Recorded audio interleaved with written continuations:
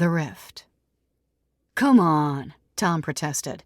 "If I'm guilty of anything, it's not paying close attention to your recent stories. I'll read them some more." "I said we don't publish fiction." "But everyone in Bolingbrook knows your stories aren't real. I know they're not real.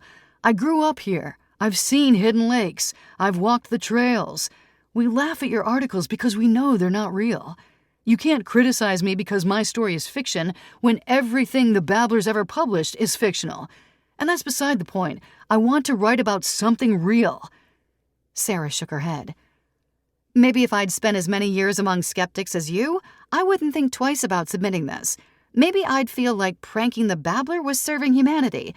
But let me assure you, Tom, all the articles we publish are about something real." Tom blinked. "Are you seriously trying to tell me you believe everything you publish?" Sarah leaned back in her chair and paused for a moment. "Of course I do. My name is on the masthead. Before I worked here, I thought the stories were fiction. But let's just say after I had a run-in with the men in blue, I became more open-minded. That nearly got me fired from my previous paper, but I wanted to know the truth. So I feel very fortunate to work for the Babbler. Our content may seem like a joke to you, but we make sure we thoroughly research stories before publishing them. Do you believe me now?" Tom considered the possibilities.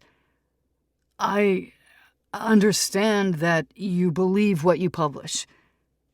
"That's a good start." Time to recover. "So, I apologize for writing a fiction piece. I didn't know how committed you and your staff are to reporting what you believe is the truth. I hope I can make up for it by writing a story, a real story, for you. Let me tell you what I have to offer." "I'm listening," said Sarah.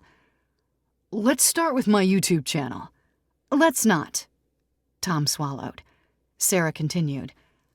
"Let's talk about your blog. Back when it was Skeptical Butterfly, you did a good job. You were more thorough than most skeptics, even though you towed the party line. Then, once your pass at Jamie Kyle backfired, you— Tom looked closer at Sarah. His eyes widened. "You were at our table that night." "I was. When I saw Jamie's video, it was obvious who she was talking about." "You told my editor." "Yes, but it wasn't my goal to get you fired. I wanted her to give you a warning. Our publisher, however, either feared a lawsuit or wanted an excuse to let you go. Were you aware of the layoffs that followed your release?" Tom stood up and turned. "I can get you into the golf club." Tom stopped as desperation overpowered his anger. He turned and faced Sarah, who was still sitting at her desk.